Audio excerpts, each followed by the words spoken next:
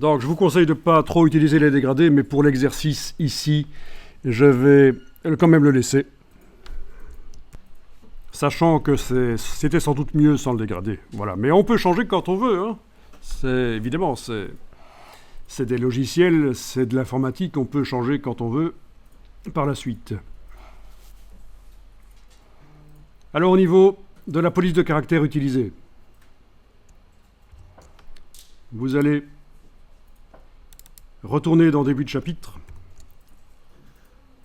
Vous avez bien double-cliqué. Vérifiez bien encore qu'il est indiqué DDC en bas à gauche là, de la fenêtre. Et vous allez sélectionner le bloc texte.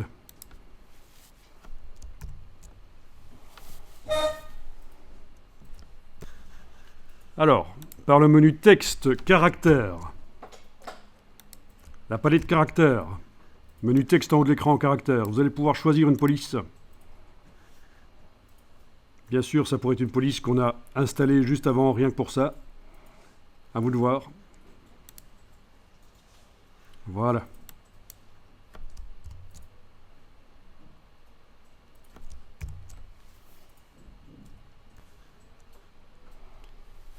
Donc, si on va sur le début de chapitre là, sur la page 3, vous allez remarquer que la police n'a peut-être pas été modifiée. Est-ce que vous remarquez que ça se modifie chez vous ou pas? Là, je suis sur la page 7. Oui, parce que si on a été modifié manuellement le caractère précédemment, la taille, pour que notre titre de chapitre, là, sur la page 3 ou sur la 7, arrive à être montré, si vous avez été modifié manuellement la taille du caractère, ça peut faire en sorte que quand vous choisissez une police dans le gabarit, elle n'apparaît pas sur les pages. Alors, ceux chez qui ça s'est mis à jour, c'est que vous n'aviez pas été modifié la taille de la police sur la page. Donc, le lien entre le bloc texte du gabarit et les blocs texte sur les pages 3 et 7, il est bon. Tandis que chez moi, il n'est pas bon. Donc, on va de toute façon voir comment on peut régler ce problème qui forcément va survenir. Vous allez dans le gabarit, et pour la première fois, on va utiliser les styles de paragraphes. Vous allez dans le gabarit. Vous vérifiez bien, excusez-moi d'insister, mais les erreurs sont tellement vite arrivées. Vous vérifiez bien qu'il est indiqué en bas à gauche que vous êtes en train de travailler sur le gabarit. Vous allez sélectionner le bloc de texte ou le texte avec l'outil texte. Ça peut marcher aussi avec l'outil texte, mais à ce moment-là, il faut quand même sélectionner tout le texte. Il ne faut pas oublier quelque chose. Les deux sont bons. Sélectionnez le bloc avec la flèche noire ou sélectionnez tout le texte avec l'outil texte. Et vous allez chercher la palette des styles de paragraphes. Donc, menu texte, style de paragraphe. Et on va les utiliser un peu par la suite aussi, bien sûr. C'est ce qui sert à faire des styles de paragraphes, des titres notamment. Alors, menu texte, style de paragraphe.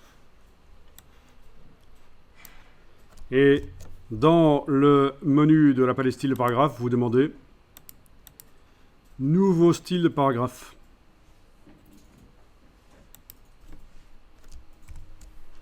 Alors quand vous faites un style, il faut toujours vérifier que ici, d'après, il est indiqué aucun style.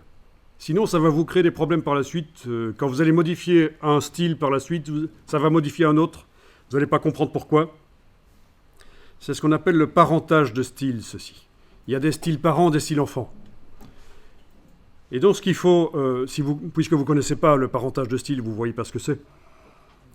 Ce qu'il faut, c'est absolument, quand vous faites un style, vérifier que ici, il est indiqué aucun style. Si ce n'est pas le cas, il va falloir choisir ici aucun style. Très bonne habitude à prendre quand vous créez un style. Que ce soit un style d'objet aussi. Hein. Style d'objet, style de caractère, style de paragraphe. Vous vérifiez toujours ça. Bah, c'est un bon système, mais il faut le connaître en fait. Donc c'est pour la suite, quand vous serez plus avancé dans InDesign. Donc ici, au niveau du nom du style, on va indiquer titre. Titre vertical. Je vais appeler ça grand titre vertical dans les pages de début de chapitre, dans DCC par exemple. DDC, début de chapitre. Voilà. Et il suffit de cliquer sur OK et le style est fait. Parce qu'en fait, le fait d'avoir démarré, quand on a fait le nouveau style, menu de la palette style, on a demandé nouveau style de paragraphe. Le fait d'avoir démarré d'un objet qui était sélectionné a repris toutes les caractéristiques en fait. Format de caractère de base, vous avez la police utilisée, la taille, la dimension. Vous avez tout en fait. La couleur, même la couleur, elle est là, quelque part. Couleur de caractère. Alors, couleur de caractère. Là, voilà. La couleur de caractère est prise aussi. Voilà. Donc, c'est pas compliqué. On clique sur OK et le style, il est fait. Et vous pouvez l'appliquer, le style. Si jamais il n'est pas appliqué, vous l'appliquez en sélectionnant comme ça. Voilà.